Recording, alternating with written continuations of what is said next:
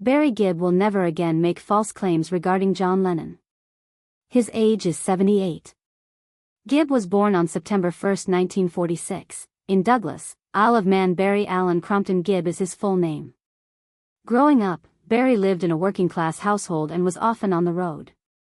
Prior to moving to Redcliffe, Queensland, Australia, he resided in Manchester, England. Barry's singing career started to take shape in Redcliffe, Queensland, Australia. From an early age, Barry's ability to compose songs and melodies came naturally to him. He had a near-mental musical bond with his brothers Maurice and Robin, with whom he frequently collaborated on songwriting. The Bee Gees' principal singer and primary songwriter was Barry Gibb. He gained notoriety as a pop music pioneer, particularly in the 1970s disco era. He contributed to the creation of the Bee Gees' most well-known songs, including More Than a Woman, How Deep Is Your Love, Night Fever, and Staying Alive. His unusually high voice became a defining characteristic of the group's sound. These tunes became the beat of a generation in addition to dominating the charts. They did a fantastic job at capturing the tempo and atmosphere of the period. Beyond his work with the Bee Gees, Barry was a talented songwriter. He wrote and produced songs for a number of well-known artists, including Dionne Warwick's Heartbreaker, Dolly Parton and Kenny Rogers' Islands in the Stream, and Barbra Streisand's Woman in Love. His ability to write songs in a variety of genres, including pop, soul, and country, helped him establish himself as one of the greatest musicians in popular music history. Barry played a significant role in the group. He composed the majority of the songs and put them together in addition to being the lead singer with his distinctive vibrato and voice. Because he wrote classics like To Love Somebody, How Can You Mend a Broken Heart, and Words, which all demonstrated his ability to translate profound emotional truths into words and music, many people were aware of his skill as a songwriter. His high-pitched falsetto later became the voice of disco, and in the late 1970s, the Bee Gees achieved international fame. The Bee Gees gained international fame when they contributed to the Saturday Night Fever soundtrack. Their place in music history was solidified when the song sold over 40 million copies. A major factor in this accomplishment was Barry's creative guidance. One of the most well-known bands of all time is the Bee Gees. Over 220 million of their tracks have been sold worldwide. However, Barry's influence extended beyond sales. It was also evident in the large number of artists he inspired and assisted throughout the years. His immortal songs, which he would frequently compose in a matter of hours, were always brimming with profound lyrics and unadulterated emotion. He was also well known for his diligence and his intense desire for perfection. Through numerous musical eras, the Bee Gees were able to maintain their popularity because to these qualities. Despite Barry Gibb's immense fame, tragedy has had a significant impact on his life. Robin passed away in 2012, Maurice in 2003, and Andy in 1988. The only surviving Gibb brother is Barry. He has publicly expressed how sad it was to outlive the siblings with whom he had so much magic, and he was really heartbroken by their passing. But Barry hasn't stopped talking. He has steadfastly maintained to uphold the Bee Gees' legacy by performing and recording music. His 2016 solo album, In the Now, revealed a more intimate aspect of his work in the depth of his feelings as a narrator and survivor. He frequently discusses both the positive and negative aspects of his experience in interviews. Additionally, he discusses his unique relationship with his brothers and how his music will always honor them. Barry Gibb has received a lot of honors and recognition for his numerous significant contributions to music. He received the title of Commander of the Order of the British Empire, CBE, in 2002. In 2018, he was knighted by Prince Harry. Charles was named Sir Barry Gibb in recognition of his charitable and musical endeavors. Additionally, he has been inducted into the Rock and Roll Hall of Fame twice, once as a songwriter and once as a member of the Bee Gees. These accolades are fantastic, but they don't even begin to capture the extent of Barry's cultural transformation. His songs continue to be beloved by new generations of musicians, and millions of artists sample, cover, or draw inspiration from them. The Barry Gibbs. She has demonstrated steadfast family love and accomplished significant romantic goals in her personal life. For the first time, he married Maureen Bates. They first crossed paths while he was just beginning to sing. On August 22, 1966, Barry, then just 19 years old, got married. Along with his brothers Robin and Maurice, he was still getting used to his newfound fame as a member of the Bee Gees at the time. They were married at a pivotal moment in his life, right before the Bee Gees gained international fame. Despite their best efforts, the couple's marriage ended due to personal conflicts and the pressures of a rapidly evolving music industry. They lived together for a brief period of time before deciding to part ways. After nearly 4 years of marriage, it was formally terminated in July 1970. Despite its brief duration, the connection played a significant role in Gibb's emotional development and early adulthood. Barry Gibb met the lady he would spend the rest of his life with by chance shortly after his divorce. While taping an edition of the renowned BBC music show Top of the Pops in London, Barry got to know Linda Gray, a former Miss Edinburgh who was incredibly attractive, cool, and helpful. The biggest acts of the time frequently performed at the show. Their relationship developed rapidly because they sensed an immediate connection. The pair married in a modest ceremony on September 1, 1970, Barry's 24th birthday. It marked the beginning of a close and enduring bond. However, in contrast to his first marriage, Barry and Linda's union was secure and affectionate. It is now more than 50 years old and still running strong. Barry and Linda Gibb have raised a large family and are extremely proud of their 5 children. Among them is Stephen Gibb, their eldest son, born in 1973, who aspires to follow in his father's footsteps as a musician. Stephen has played with numerous rock and metal bands, including Black Label Society, and is an excellent guitarist. Barry's other children, Ashley, Travis, Michael, and Alexandra, have all gone their separate ways, but because their parents' marriage lasted so long, they are all very close to one another. Over the years, Barry has embraced his duties as a grandfather and a parent with love and compassion. He currently has 7 grandchildren who give him happiness and purpose in life.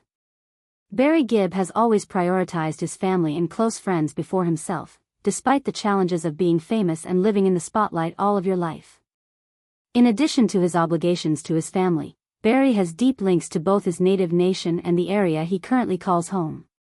Born on the Isle of Man, Barry Gibb grew up in Manchester, England. He has primarily resided in the United States since 1974, when the Bee Gees were at the height of their popularity.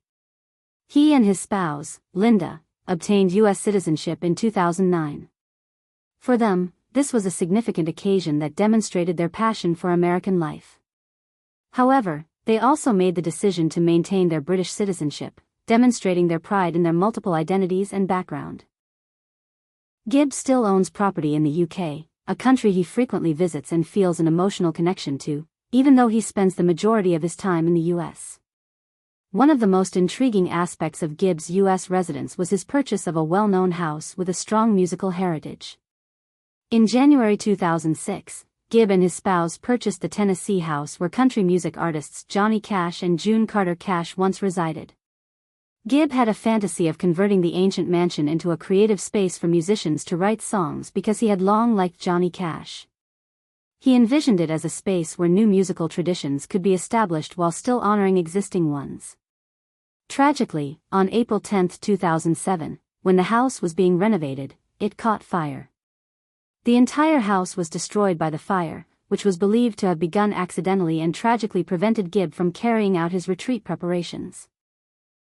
Even if a new house was eventually constructed on the site, the old one's history and magic could not be replicated. Gibb and his family made the decision to sell the residence in 2014. With humility and appreciation for the memories it contained, they did so. Through all of his personal experiences, including marriage, parenthood, relocation, and real estate ventures, Barry Gibb has remained devoted to his principles of love, creativity, and loyalty. His long-term partnership with Linda Gray is regarded by many as one of the most solid and enduring in the entertainment industry. More than his artistic accomplishments, his legacy will be defined by his love for his family. The final member of the well-known band the Bee Gees, Barry Gibb, has begun to reflect more candidly and openly on the people, occasions, and connections that influenced his life and career after many years. He's in his late 70s now. Gibb's private thoughts and interactions with members of the Beatles, particularly the enigmatic and well-known John Lennon, have long been regarded by many as one of the most fascinating aspects of his past. How the Bee Gees and the Beatles actually got along has been a topic of interest for decades among music lovers and scholars. Although both bands were well known at the same time, their public personas and musical compositions appear to be in separate spheres. Before expressing his true feelings regarding John Lennon, who had a greater influence on the cultural revolution of the 1960s than any other person in history, Barry Gibb had to remain silent for years. Barry claimed that he had long admired John Lennon, even before they had ever met.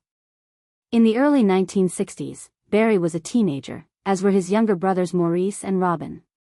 The Beatles' unadulterated energy and groundbreaking sound had a profound impact on every one of them.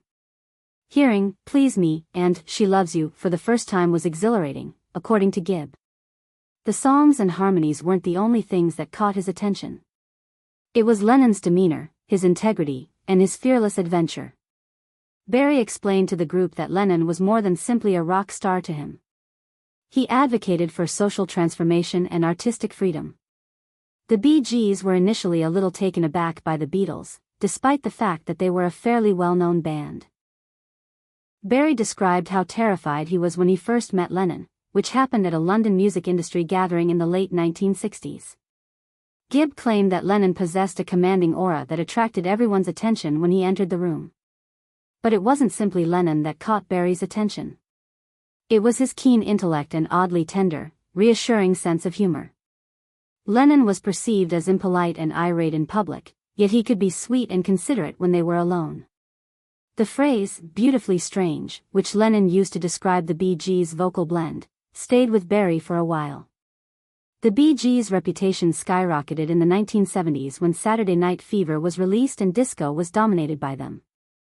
Gibb claimed that he frequently pondered Lennon's true feelings over their transformation.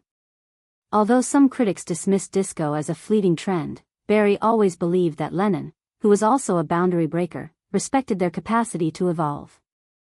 Later interviews with Lennon's acquaintances revealed that John had privately admired the Bee Gees' songwriting, particularly their ability to create hits that people couldn't stop singing, although Gibb claimed he never had the opportunity to ask Lennon personally. However, Gibb said that there was a complex emotional bond between the two groups. In a radio interview, John Lennon made offensive remarks about the Bee Gees, which deeply wounded Barry. He was also known to be cruel in public. However, Barry now considers such remarks in the context of time and matured. He is aware that John Lennon frequently struggled with himself and defended himself with irony and sarcasm. Barry remarked, "John had his demons, and I think he sometimes pushed people away before they could get too close." Instead of harboring resentment at Lennon, Barry sympathized with his struggles with identity, celebrity, and emotional suffering. Barry's account of learning of John Lennon's passing in December 1980 was among his most poignant remarks. Gibb claimed that when the news broke, he was in a Miami studio. He remarked, "It felt like the world just stopped, it was as if a part of the sky had fallen." When Lennon was assassinated, Barry felt as though he had lost more than just a buddy. It was the passing of a titan of culture whose writings had inspired people, challenged the status quo, and given their lives purpose. Barry claimed that he sobbed that night because he felt sorry for Lennon's family and for everyone who had relied on him to be a sane voice in a wild world. Barry Gibb no longer wishes to conceal himself behind the reserved civility that characterizes well-known recollections after a lengthy period of time. He describes Lennon as a flawed, astute, courageous, and tragically human guy rather than as a mythical character. He has a lifetime of music and memories to draw on, and he is 78 years old. "I think John Lennon was one of the greatest minds of our time," he stated. "And I'm thankful that our lives crossed in some small way. We were all instructed to remember to always ask questions and to think and feel more."